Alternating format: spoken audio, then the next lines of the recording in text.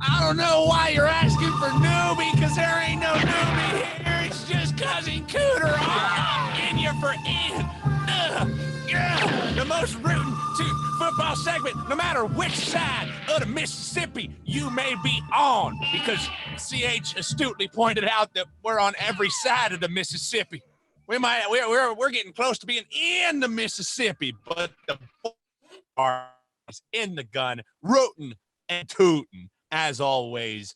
Love it. I look forward to that all week long. The people in my household do not look forward to it all week long. But this is in the gun. This is the fourth straight week that we have gone over 500 or better. Dave was good for 5-3. I was the mediocre as usual at around 4-4. CH was right behind at 3-5. The Raiders, they might have a new nickname according to CH after they F us. I'm going to censor myself. We only get a couple F-bombs an episode on one of our unanimous picks. We've been digging out of that hole, but CH, what's the new name that we got for the Oakland? Las Vegas. Who cares? Raiders. Oh, can I use one of the F-bombs? I'm calling them. I'm calling the motherfucking Raiders from now on. Fucking Raiders. I even have it written down as the MFRs today. So. MFRs. And it fits perfectly because if you just say it really quickly, motherfuckers, yeah, you know what I mean? It just it just works perfectly. We were 1-1 on the unanimous for the week, so we're right around that 500, and we started bad, man.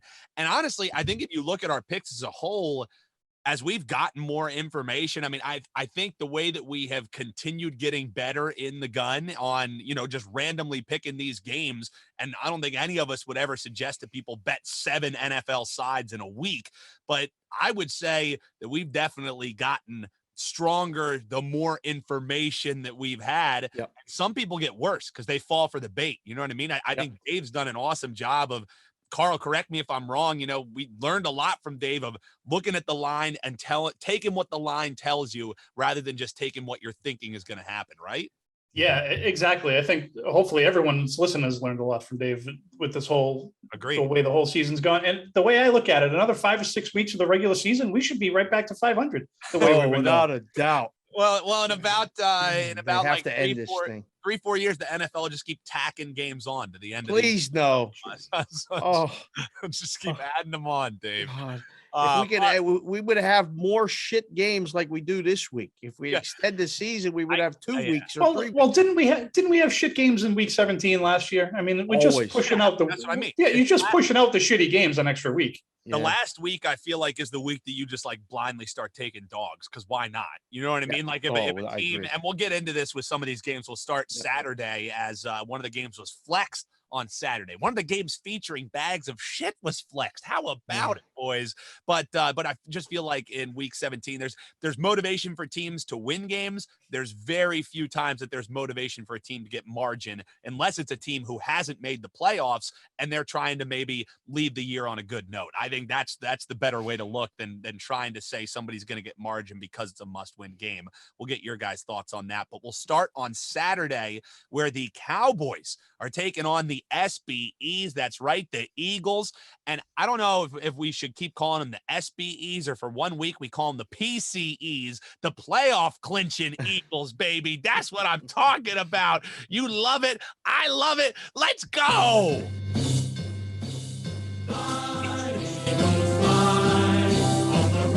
Yes, comrade. That's right, comrade. The Eagles song is back.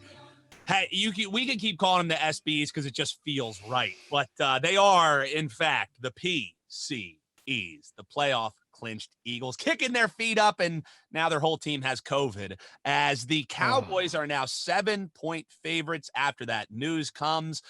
In these games, CH did the research so we can tell you any playoff implications. In this one, both of these teams are already in the playoffs. I can't believe the NFC East has 2 representatives in the playoffs. Yeah. I definitely did not see that coming before the year. Only seedings could really be impacted. Cowboys are winning the NFC East, making it 2008 was the last time an NFC East team won back-to-back division titles. So you do the math on how many years straight that's been. It's a dogfight between bags of excrement in the NFC least. The SBEs, they clinched a wild card last week. You can probably tell by my excitement and the fact that I mentioned it about 5,000 times on the episode already. I'll throw it your way, CH, first, because who knows who the Eagles are going to be playing. It's over 15 COVID cases, and there's names like Fletcher Cox and Dallas Goedert and, big time playmakers for the Eagles who are on that list. So, what's your thoughts in this one, CH? So I've got two thoughts. I think first of all, we have to keep calling them the SBEs because by my math, they're 6-1 since we started calling them the SBEs. So you can talk about your fertilizer speeches and stuff like that, but we all know the truth. They started winning when we started calling them shitbags. Right? So to that end, with a 7-point number in this game, I don't care how many COVID cases they have. They can have 40 guys. They could have 11 guys that are going to play both ways. I'm taking the Eagles and I'm taking the points. Dave, is it that easy? You just take the bags and you take the points and you say, have a terrific Saturday evening? I think so. Again, I don't want to overthink this thing. I don't know what Dallas is going there to do. That's what I mean. Both of their teams maybe resting their players. You know what I mean? That's what I mean. Like the Eagles' rest is forced with this COVID situation, but there's still guys that are going to play, and I think they're going to try. And Dallas, I don't know yet who's playing. I don't know what they're playing for. I don't know what they're doing other than trying to survive to get to the next week. They can't get the bye. So what are they going to do? Be the 2 seed, 3 seed, 4 seed? It doesn't matter. They win the division. So 7 points seems like a gift. I mean, the look ahead line when everything was square and straight was 3.5. Dallas favored at Philly. Now I get 7. Unless everybody's not playing, I'm taking the points. The total's only 42. I was just about to ask, total 42, 42.5. Is that play to the under in this game? Well, yes, this is. So I think the end of the season games, the last week of the season, go one of two ways, right? Just a terrible business decision game on both ends. Let us run the clock, a lot of running the ball, a lot of punts. Nobody get hurt. Everybody go home. We'll see you in a week for the playoffs, or we'll see you next season, or we'll see you for the exit meetings on Tuesday. Or everybody's trying to get contract incentives. It's a wide open game like Detroit and Seattle was last week with the CH call on the over. This game is that shit game first. It's an under game. Give me the points. Now, I keep flipping back and forth on this game. The one thing I do want to mention, though, and I'm not like making a conspiracy theory or anything like that, but it is worth noting with all these players for the Eagles, testing positive for COVID a day after they clinched the playoffs.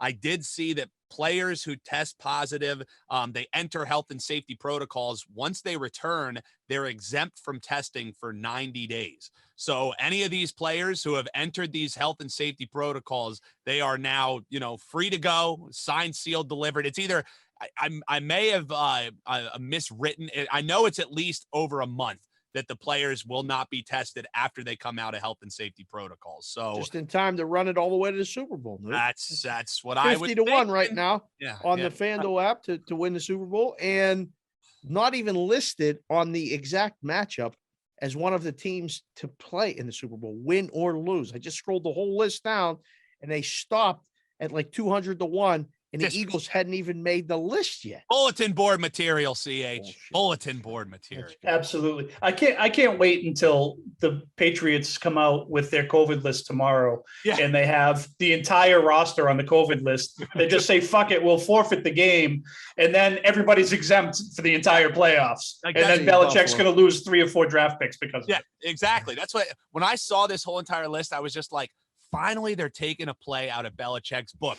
Bend the rules all you can. Like use the competitive advantages. That's why Belichick is the GOAT coach. And, I think maybe the Lombardi down the pike, maybe be called the Lombardi Dash Belichick Trophy. That's a conversation for when he has his Big Ben send-off, however. So I don't know. I'll go with you guys. Let's make it unanimous. Let's try it because I don't know what to do in this game. If I was going to bet anything, I would probably tease the Cowboys down. I think they do win the game, but you're giving a team at home who's a pretty good home underdog some points. I'll take the points with the SBEs, and we will move to Sunday, the game after the Big Ben hangover, Dave. It's the Ravens taking on the Steelers. Line's around 4 or 5. For show purposes, we'll say that the Ravens are 4-point favorites as they take on the Steelers. I think before we get into this game, Dave, you had a certain request about a new song. And I was even a little kerfuffled over which song you wanted to hear, because I have a side on my board that's just dedicated to like fight songs and music. Oh, nice. And it's now completely full because all we do is keep adding songs while CH keeps adding championships. Yeah. This was asked to be added to the board to celebrate Big Ben's retirement. We're from the town with a great football team. We cheer the Pittsburgh Steelers. Hey. Chuck North and all his friends are all on the team. Go out and get them Steelers. As a Pennsylvania Dutchie, Dave, like I am so impartial to polka. I love this thing. Electric, the Steelers song, man. This is me being 8 years old and hearing it, and the Steelers winning Super Bowls, and then learning the polka with my grandmother, my nanny. This is, and you knew all the words. Everybody knew the words. You didn't know any different. If you've ever been to a wedding in Pennsylvania, you've done the polka, you've seen it done. Polka, baby. You have to. You don't even know what you're doing. Sometimes you get up and do it. You just figure it out. So yeah, that one came to mind in all the work and the prep for Big Ben's final home game. I was like thinking about Steeler memories and has anything ever happened like this? And I was like, oh wait, that song. Where's that song? So thank you for finding that and playing that. I got you. It's a worthy addition into the board. Now, before we get into this Ravens-Steelers game, I do have to ask you guys, as I was prepping it up, I was like, why does this sound so familiar? Like, because there's been people who reworked that polka. Have either of you seen Mel Brooks's The Producers? It came out in like 1968. It was a stage show. They had a re-updated version where who was it? It was like Nathan Lane and Matthew Broderick were the two main characters. Have you seen it? I haven't seen it. Actually, a long time ago I saw it. So Will Ferrell's character is this crazy German dude, and I threw this in the board so you guys can compare. Does it not suspiciously sound like Haben Sie gehört? Das Deutsche Band from The Producers. Just listen real quick. Haben Sie gehört, das Deutsche Band mit der Bang, mit der Boom, mit der Bing Bang, Bing Bang Boom. Now I was listening to this and I like superimposed the two over each other. So I don't know if the Steelers were inspired by The Producers or not. But The Producers came out in 1968. That song, CH, from 1978. Do you hear any of the similarities that I heard as well? Honestly, I absolutely do. And it's just amazing. Come for the picks, stay for the polka music. I mean, this is why we are who we are. Nobody else in the world is going to find the similarities between those two songs. But Newbie goes deep into the well and finds it. Yeah, I completely agree with you. Dave, haben Sie gehört das Deutsche Band? That's pretty good. Can you just say that again? Just say that again. Haben Sie gehört das Deutsche Band mit der Bang Boom? Yeah, maybe. Love it. So no one else in their football segments, Dave, are giving you side-to-side comparisons of polka music. How about that? All right, back to business. We may have lost CH for the episode. He's back. Oh, shit. All right, believe it or not, we're talking about the Ravens taking on the Steelers. Ravens 4-point favorites. In the interviews with Ben after the game, it seemed like he was pretty good with whatever happens the rest of the year. Now, I don't think that means the Steelers are going to go and mail it in or anything like that, but hearing him talk last night, he seemed very at ease at whatever happens. And I don't know if that's scary for people in the division, if that makes them feel good. Dave, maybe we'll have one more shake of the newbie mush. I'm going to lay the points with the Ravens in this one. I'm going to lay the line of 4. I think the Ravens are absolutely dead.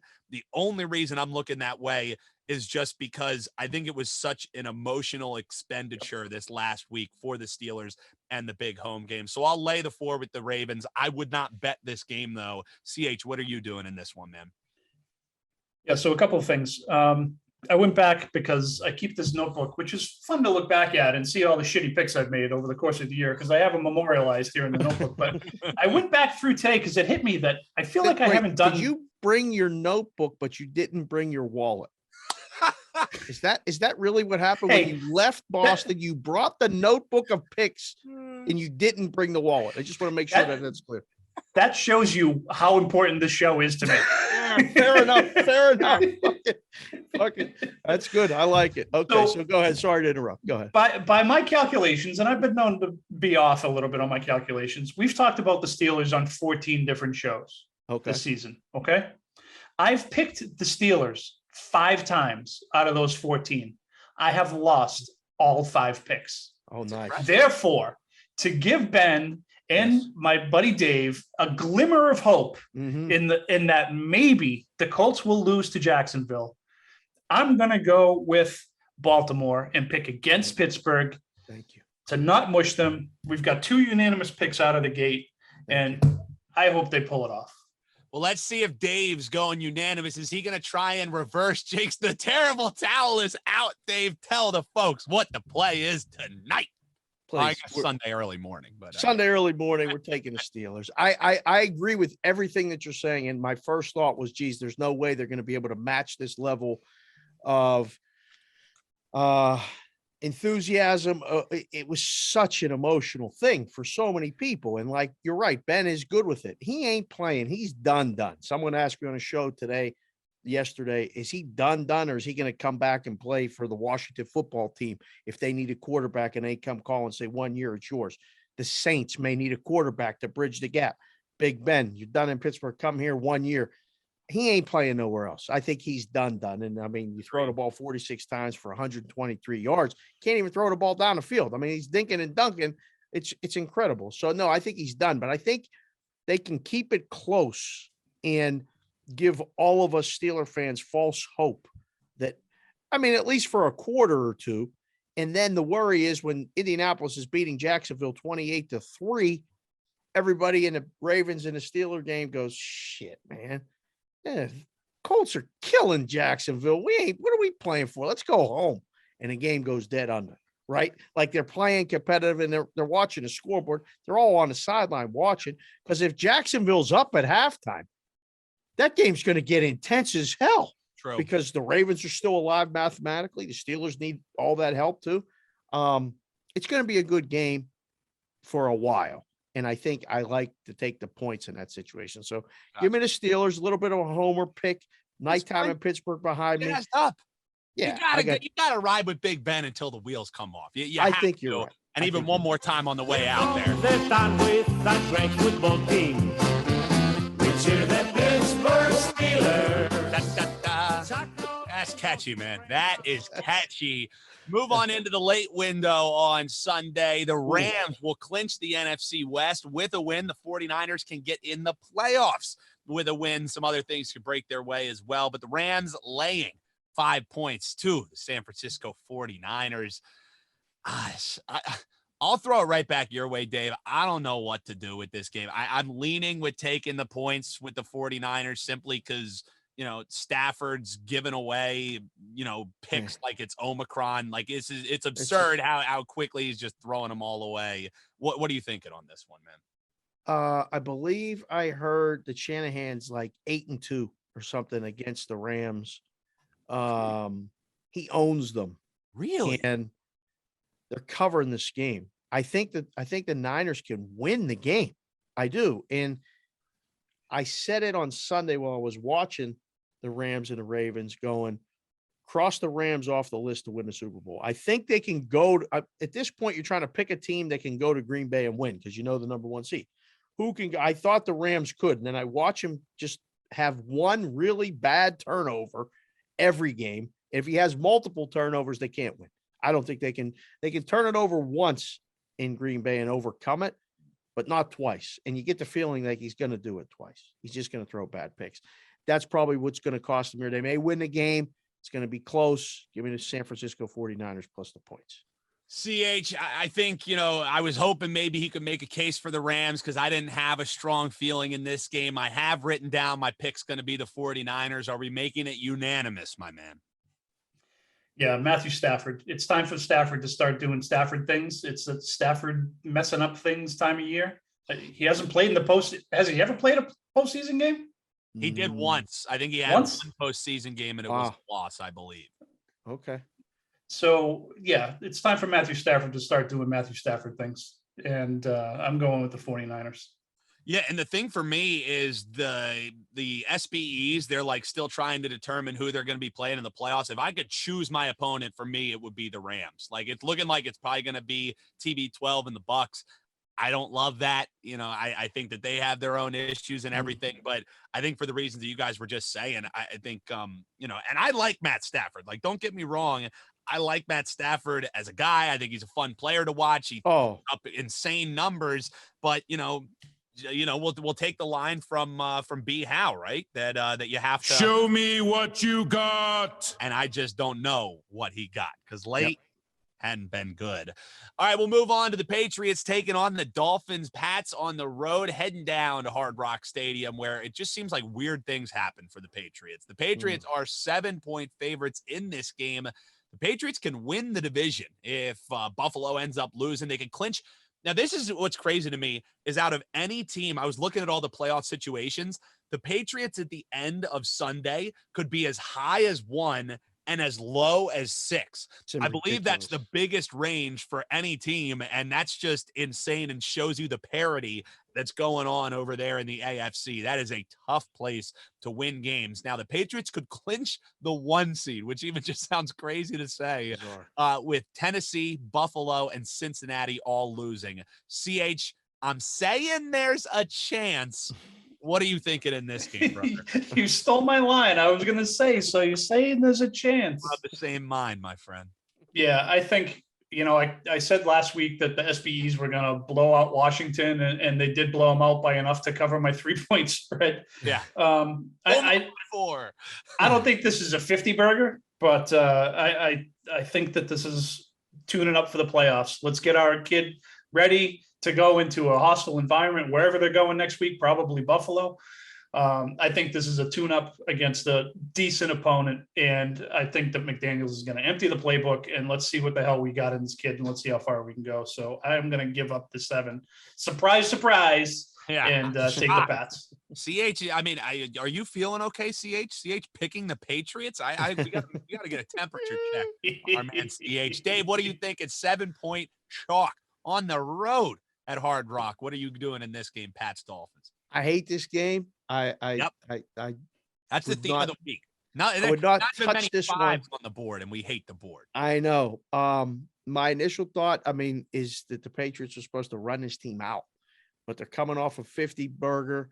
He ain't going to show nothing. They can't give him no film. I don't know what to expect other than a decent effort from the Dolphins. I'm going to take the points, and I hate it. I absolutely hate it.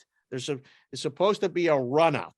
The Patriots are supposed to run the ball, just bludgeon them, just like Tennessee did, until Tua gives them the ball, which Tua's going to throw a pick. You want to prop bet Tua to throw a pick against New England. Yeah. You said it. Weird things happen when they need this game. I can't get that intercept or that kickoff return when Gronk should have made that tackle out of my head. Dolphins plus the points. Well, and the thing for me is, I thought I was going to be the asshole because I'm also taking the points with the Dolphins, and the reason is because so you're both assholes. Yeah, exactly. Yeah. Exactly. We got you. It's the Pennsylvania man. I mean, look at him. He's got his Steelers jacket on. I got my Eagle stuff on. You already knew that we were assholes before the pick even happened, just by the outfits alone. But the thing is the Patriots have stuff to play for, and it's not this game. You know what I mean? Like the fact of the matter is the Dolphins, they're dead in the water. You know, they had the great run, Patriot Pat coming out for CH to say, and you can text us in the group chat. Don't worry. Say, I fucking told you guys, I'm taking the points too. Weird things happen in Miami. And I think if stuff starts getting dicey, I wouldn't be shocked to see some of the starters come out for the Patriots because they have bigger aspirations than beating the Dolphins in week 18. And that's the reason why I'm taking the points.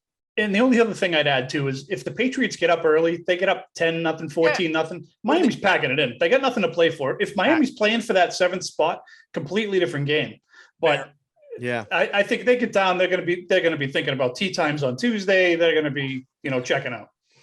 Yeah, I think that's fair, and CH does know this team like the back of his hand. So Dave and I saying, hello from the other side,